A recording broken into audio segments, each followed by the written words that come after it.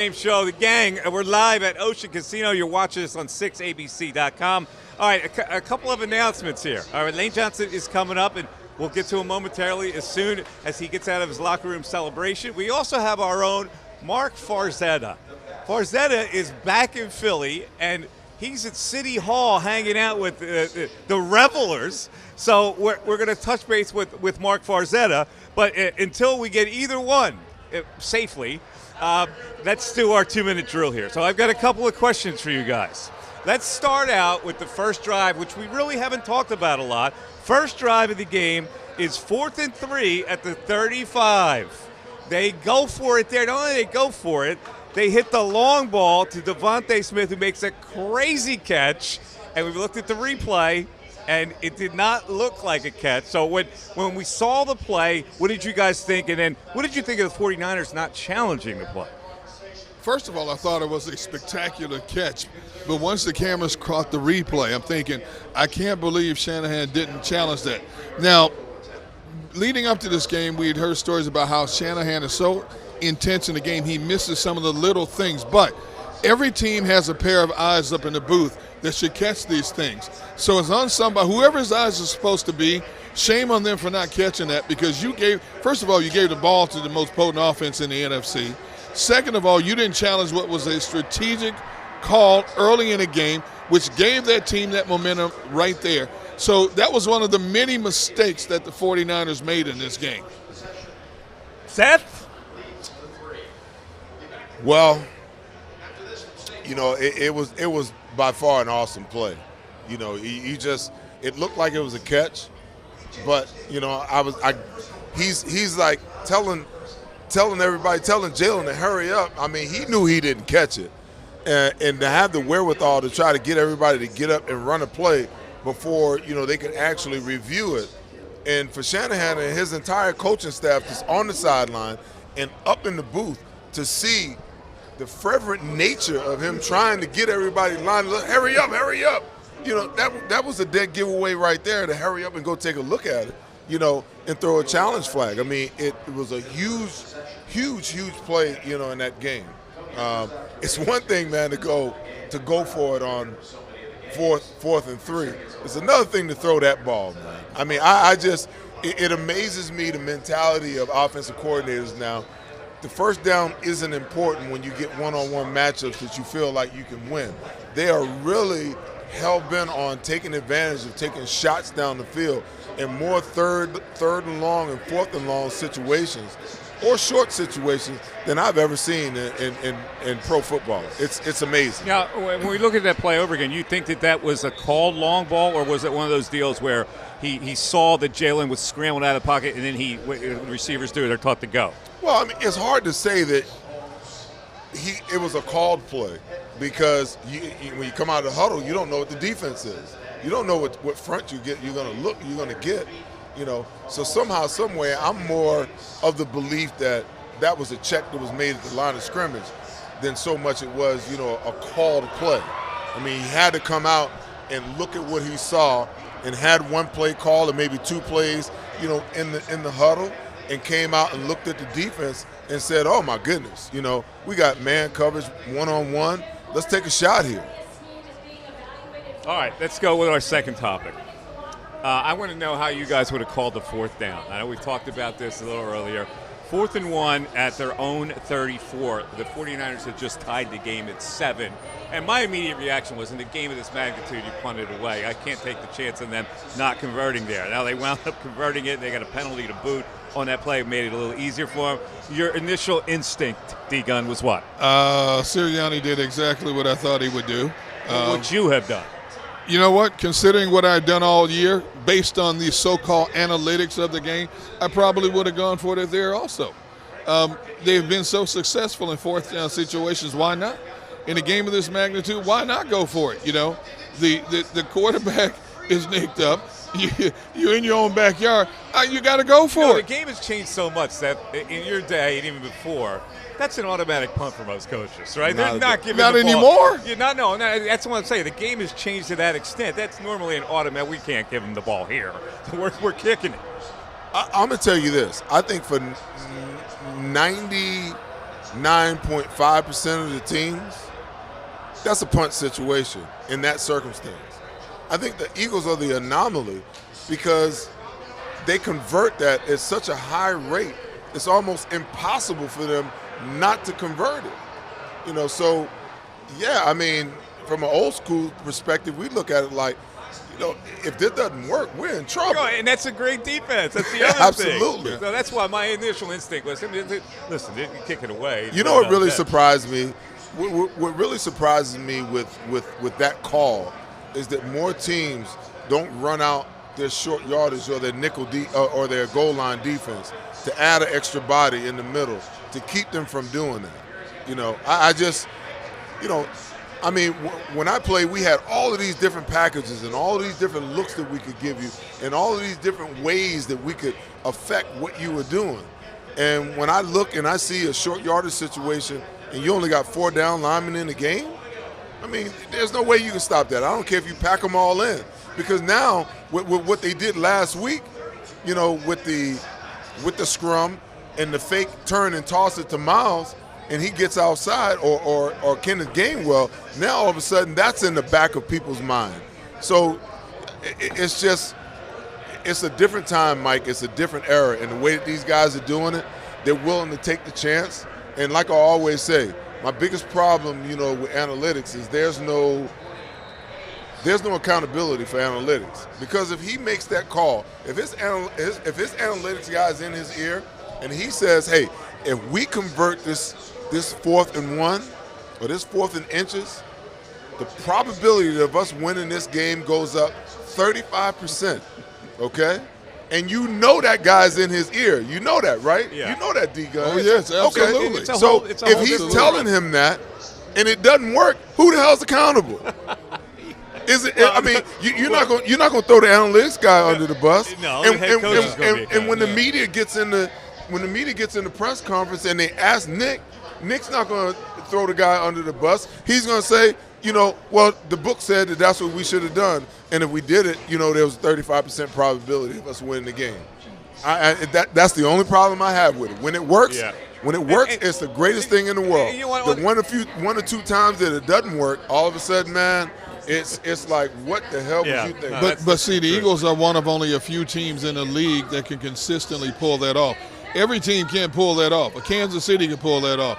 Cincinnati can pull that off. An Eagles team can pull that off. You can't. And you were talking about, why defenses don't try to make personnel adjustments. You know why? Because coaches covered those all-important timeouts. You'd have to call a timeout to make a personnel change, and then the offense could go back to something else. I get it, but they're not going to change that. No. They're not going to change it. No. In that situation, it's worth me going, goal line in that situation. Even if they got regular people on it, go ahead and check it. I'll burn another timeout. Yeah. But we'll play the cat and mouse game. Yeah. Let me ask you a question based on how they always convert that, because there was a great replay on how low they get, how well they're coached to convert that.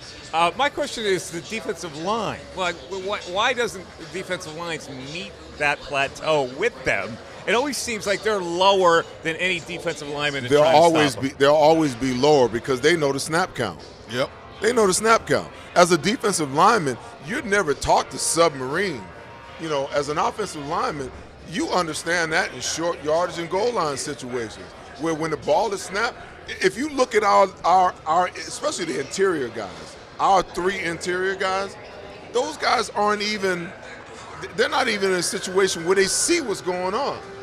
I mean, the ball is snapped, is head down, head between your chin on your chest, and just get as low as you can get and just drive your legs, I mean, it really looks like a rugby scrum, like something that, Jordan Mailata, showed him and taught him or something, but there's no defense for that.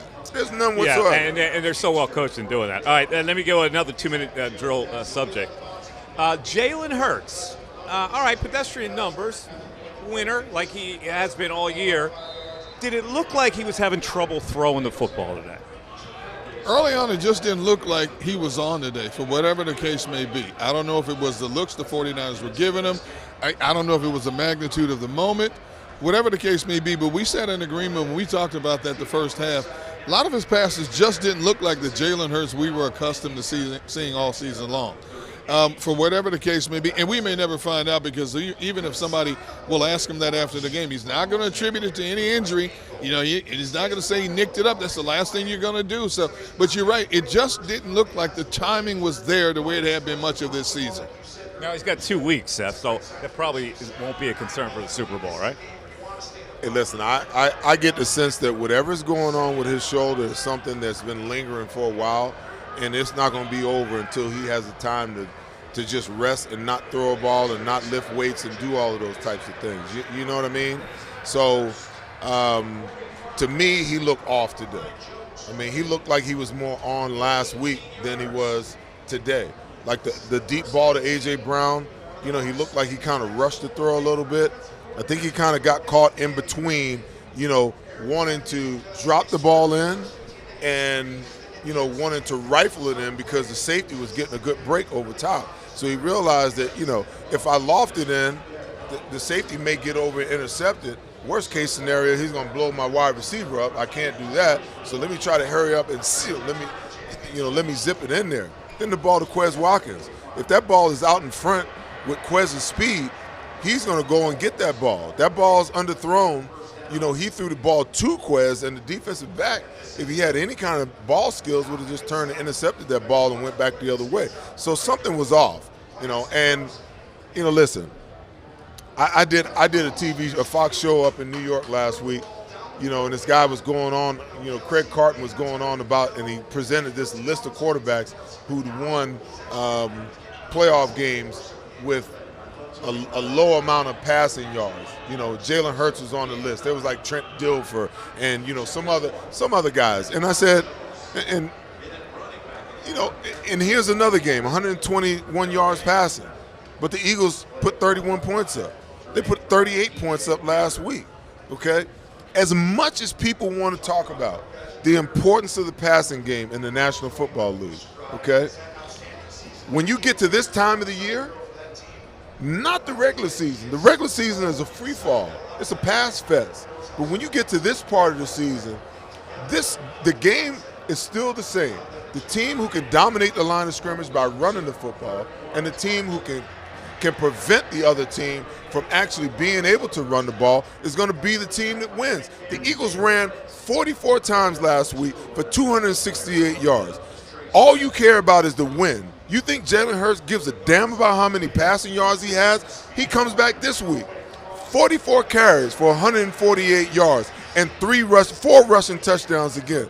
He only had 121 yards. You think Jalen Hurts gives a damn about how few passing yards? He's going to the Super Bowl while the prognosticators are sitting around talking about, oh, you know, he's only throwing for about 135, 140 yards a game in 2 playoff games. Who cares? You know, let me give some credit to Kenneth Gainwell based on that. He's had 2 really important games in a row. And, you know, on that drive that we're talking about, the 49ers had all of those penalties and helped the Eagles. There was a short pass to Gainwell followed by a rush that got him into San Francisco territory, and then he had that burst for 17. Yeah. This kid has really played well over the last couple of weeks. There's no question about it. He knows his role. He understands his role. He's not Miles Sanders. He's not trying to be. He's just trying to be the best that he can be. And when you look at the offensive line he's running behind, they give him the opportunity to make plays. And you look at how he ran today, you could tell he was running to get to that championship to possibly win himself a chip. You know, I thought he ran harder today than I've seen him run in quite some time. And that's not to say he hasn't run hard all season. He's a strong back. He breaks tackles. He can dip to the outside. He can run by people. I've seen him do a couple of spin moves to get away from would-be tacklers as well. He's exactly what you need. He's that perfect complement to Miles Sanders for what they need in this offense, and so is a Boston Scott for that matter. All right, so here we are, and you know, Seth, I want to talk about that touchdown right before the half, which really cinched the deal, and that was off the Josh Johnson fumble of the snap. That's why I hate bad quarterbacks. I just despise them. Now, that guy's been in the league 100 years, and he got nervous on that snap, and he fumbles the snap, and then he goes down to get it, and it didn't look like he fought for it at all. What was your opinion of that guy coming in and whether he could meet the moment? I feel like, the moment was a little too big for him. I think that, he had a pass play, on that snap, and you could see him when they showed the replay. It wasn't that he was nervous. He took his eye off the ball for a split second trying to see what was going on. Maybe because he was nervous. Well, no, I mean, listen, when you're in that situation, you're not talking about a guy who's really used to pre-snap reads and all those things. He hasn't played a whole lot. So you watch him, he goes to catch the ball, and what he's trying to do is he's trying to figure out, okay, what's going on in the route? And he drops the ball. And then he compounds that by jumping down on a ball that was recoverable, and then he turned around and slapped it between his offensive lineman's leg, and guess who? The man of the day on the defensive side of the ball, Hassan Reddick, comes out with it, and the Eagles are off running again. But, like we talked about, you and I was sitting right next to each other. I'm like, they ought to just take a knee three times and go on to the end. Still in the game, don't risk it. It's 14-7, and you're going to get the ball coming out after halftime. What do? You turn the ball over and give the ball to the Eagles on the 30-yard line. It's funny. The most impressive thing about this Eagles win, beyond the fact that they ran 44 times in this game, is that none of their big star players had those wild games. Usually when they win games like this, there's one player that has that wild game. You talked about Jalen Hurts, only 121 yards passing. Their leading rusher only had 48 yards rushing on 14 carries. The leading receiver only had 36 yards receiving, and yet they put up 31 points on the board. Your defense put them in a great position in a lot of ways to help contribute to what they were able to do. The defense made the necessary stops. The defense knocked out key personnel on the opposition, and the numbers all add up to a lopsided win.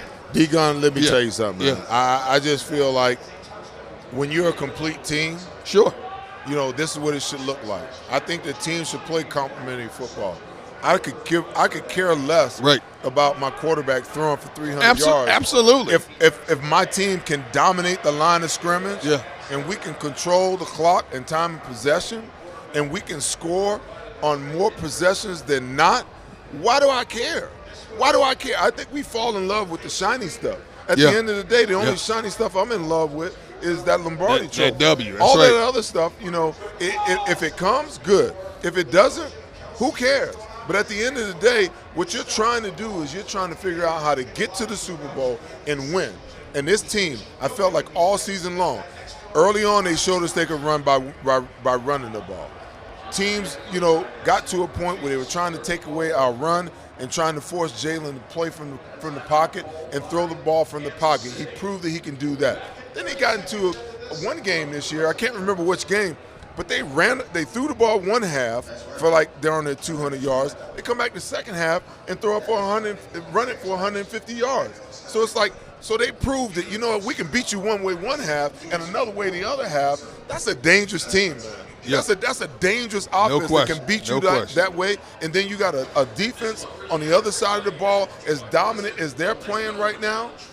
Listen, man, I can't wait. I cannot wait for Super Bowl Sunday. Let me talk about Brock Purdy a little bit, because he goes out of the game early, and the San Francisco was giving you the impression that he was somehow going to come back in. He goes to the locker room first, comes right back to the sidelines, and then they're icing him, they're rubbing him up. We're used to guys we're used to guys coming back in games, right? I mean, that's the bottom line in the NFL is you play hurt. We saw what Mahomes did. I understand if you can't throw the ball, but I don't know. What's your opinion of him just taking himself out like that? Listen, it's a new era. I don't think they really took him out per se. I mean, listen, I've had elbow surgery before, so I know how debilitating it can be. We just don't know to the extent. It was pretty obvious that when he came back in the game, because we were talking about, why is he just standing on the sideline? Why does he get back in? And I kept telling you guys, they can't rule him out. Mark Farzetta, while we were watching the game, he was like, I don't understand why they haven't ruled him out. They can't rule him out because they don't have an emergency quarterback. Right. Even if he has to come back in and all he's going to do is hand the ball off, I said that's what'll happen. And darn it, if that's not what wound up happening. The other kid goes down, Josh Johnson goes down, and he comes in. The only pass he can throw is a little screen. So listen, I get it. Back in my day, you're like Superman. You bleed on the inside, but never on the outside. You get back in there when you can tell the trainers how many fingers you can see. You get back in there. This is a new age, man, and it's different. And I lean more towards he couldn't crank it up because you really don't throw with your hand and your forearm. You throw with your elbow, and when you go to snap that bad boy off. Yeah. If you can't do it or you can't feel it or the pain is too excruciating, you just can't do it. Look at how many times they went to him on the sideline. One time we saw the trainers trying to massage that elbow. The second time we saw him, they had some kind of black band around. I'm assuming it's some kind of heating pad, hopefully trying to loosen that thing up. But very seldom did we see him throwing the football on the sideline. He really didn't throw the football on the sideline until it was deemed that he was going to have to go back in out of an emergency. And you saw what happened to one pass he threw. It was a soft toss 5-yard pass, and that was it. Well, that's all he was doing on the sideline, the little soft toss. He was just tossing them like, 5 yards here, 4 yards there, 6 yards there. So to answer your question, I don't think he took himself out. I think basically the coaching staff said, hey, look, let me see what it looks like first of all. Okay, let me see you throw the ball a little bit. Okay, you know what? You can't do what we need you to do. Why would we put you back in there? And that's basically where they were. They were Mike wanted to suck it up, D-Gun. Well, suck it up. Suck it up. The dude couldn't. I have no medical information on the kid. I'm just used to guys getting back in the game, and it seems to me that they were rubbing him up like he could come back in the game. But the telltale sign was when he came back in the game, they had a 3rd and 12. Right. And he handed the ball off. He hands the ball off. Really that told you right there. Waved the white flag at that point. All right. So also there was a roughing the kicker penalty in here, which I haven't seen in a while, and he deserved that penalty. Yeah. And there was also a punt that apparently hit the skyline wire that has that roving camera. Crazy game, dude. and we looked at all the replays, and even when the networks tried to show you the aerial view, you couldn't tell by the aerial view. And I said, you know what? They're not going to overrule this because they can't make a determining decision. Did the ball actually hit the wire? So you can't change the call. And sure enough, they didn't. Now, everybody in the stadium saw it, from the Eagle sideline to the fan base. They saw it, but the refs didn't see it. They even went to New York for a ruling, to the league office. They couldn't make a ruling on it. Listen, there is things like this always have to happen in order for there to be a correction. Now, why do you have the sky cam? You got the sky cam because the sky cam gives you some of the most unbelievable views of the game that you could ever ask for. But if you have a rule, if the ball on a punt or a field goal or whatever it is, or a pass actually hits the sky cam, that you replay the down. Well, where's the camera that is filming the sky cam to see whether the ball actually hit the wires of it? So now, next year, I can promise you, you're going to have sky cams that are actually a camera for the sky cam to let you know whether that ball actually hit it or not. It's really funny because couldn't they have looked at the Skycam replay, and if the Skycam replay was going like that, doesn't that indicate that it actually hit the ball? I actually looked at the ball, and I know we couldn't really see it clearly, but it's like if you shoot a duck in midair and the duck veers off to the left, which is what that football did. I thought it veered off a little bit. They overcame it. Luckily it wasn't one of those situations where it hurt them. They overcame it. All right. So we're still waiting on Lane Johnson. We're waiting on Mark Farzetta. We're going to get both of them. And there's a lot of celebrating going on in the city of Philadelphia. So and in the Eagles locker room. We'll get the lowdown on both of it. It is the Lehocky Eagles postgame show. Don't forget about John McMullen. And John McMullen. Don't forget about John. Who's busy right now, waiting out the celebration so he can talk to some people, right? Yeah, exactly. And probably got drenched himself somewhere along the line. From a reporter. Got drenched in what? They don't have locker room. They ain't got no champagne. Gatorade, man. Man, please. I tell you what, that's the one thing I hate as a reporter is when you're trying to get in the locker room to get your job done. The amount of time you have to wait extends itself because the coach has an extensive talk with the team. The owner's there. The general manager's there. And then by the time you get in there, most of the players are already in the shower and you wait for the players to come out. You know what I hate? Talking to the media. The NFL is the only league that won't allow you to have celebratory champagne in the locker room. I didn't know that. They don't allow champagne. No champagne. No. How about a beer? No. I don't even think you can do beer. Really? Yeah. Hey, man. I want to put the goggles on, man. tape the damn thing up and let's let's get it going. Bring some Cristal up in there and pop it. Yeah, And let's you're not popping no Cristal. Look, football. What players, you think? What do you think Major League Baseball is popping? They're not popping Cristal. Yeah, they are. They're not popping Ripple, that's for sure. Yeah, they it are. ain't Thunderbird. No, man, it's like Moang. No. No way. Yeah. No. Hey, look, man, let me tell you something. I wouldn't let football players have champagne in the locker room either. Why? Because I think you guys are the craziest athletes of all the professional sports. You're already jacked up, man. The hockey players can do it. Hockey players are not as crazy as football Oh, players. they are. I hung out with some during my day. Trust me, During my day I here know in some Philly, hockey players. That, I hung out with some hockey players one night. Yeah. One night. Yeah. And I was like, never again. I know who you hung out with. Back in Yeah, you do. I was like, never again. Man. Let's take a break.